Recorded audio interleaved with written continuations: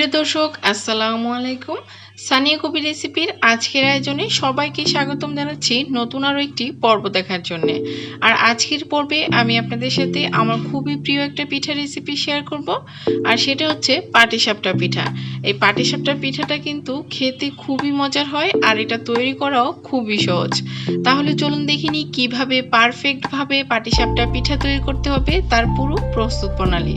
পাটিসাপটা পিঠা তৈরি করার জন্য একটা মিক্সিং বল নিয়ে এর মধ্যে দিয়ে দিচ্ছি 1.5 কাপ পরিমাণ চালের গুঁড়ো, 1/2 কাপ পরিমাণ দিয়ে দিচ্ছি চিনি, আর 1/2 কাপ পরিমাণ দিয়ে দিচ্ছি ময়দা। অবশ্যই ময়দাটা দিতে চেষ্টা করবেন, এতে কিন্তু পিঠাটা অনেক বেশি স্মুথ হয়।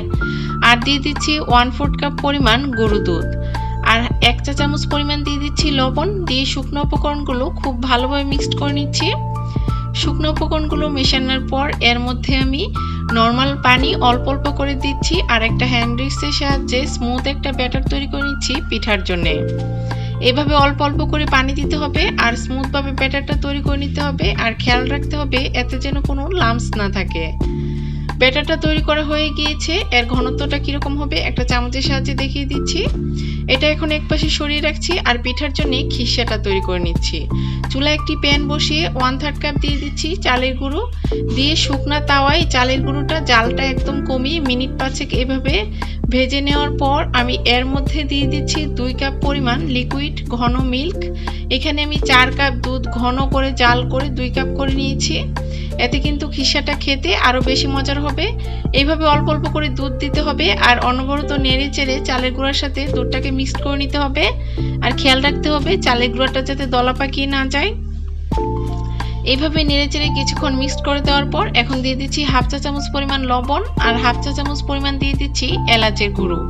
এতে কিন্তু খিসা থেকে খুব সুন্দর একটা ফ্লেভার আসবে এলাচের। দিয়ে আবারও নেড়ে চেড়ে মিক্সড করে দিচ্ছি, আর এভাবে নেড়ে চেড়ে এটাকে রান্না করছি আর অপেক্ষা করছি চালের গুঁড়ার এই মিশ্রণটা ঘন হয়ে আসা পর্যন্ত। এভাবে নাড়তে নাড়তে যখন চালের গুঁড়ার এই মিশ্রণটা ঘন হয়ে আসবে, এই পর্যায়ে আমি এতে অ্যাড করে দিচ্ছি খেজুরের গুড়। আমি এখানে 1/2 কাপ পরিমাণ খেজুরের গলানো গুড় দিয়ে দিচ্ছি, তবে আপনারা চাইলে চিনি দিয়েও কিন্তু এই খিসাটা তৈরি করতে পারেন। তবে আমার কাছে এই খেজুরের গুড়ের খিসাটাই কিন্তু খেতে বেশি ভালো লাগে। গুড়টা দেওয়া হয়ে গিয়েছে, এখন নেড়ে চেড়ে চালের গুঁড়ার মিশ্রণের সাথে এটা মিক্সড করে নিচ্ছি।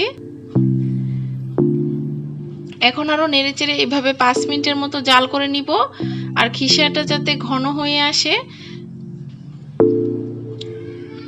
এভাবে জাল করতে করতে যখন খিসাটা অনেক বেশি ঘন হয়ে আসবে, এই পর্যায়ে দিয়ে দিচ্ছি 1 টেবিল চামচ পরিমাণ ঘি।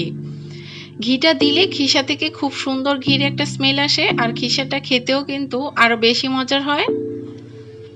ঘিটা দেওয়ার পর নেড়েচেড়ে মিক্সড করে দিচ্ছি, আর মিনিট 3 এভাবে জাল করে নেওয়ার পর এটা চুলা থেকে নামিয়ে নিচ্ছি, কারণ খিসাটা কিন্তু ঠান্ডা হওয়ার পর আরো বেশি ঘন হয়ে আসবে।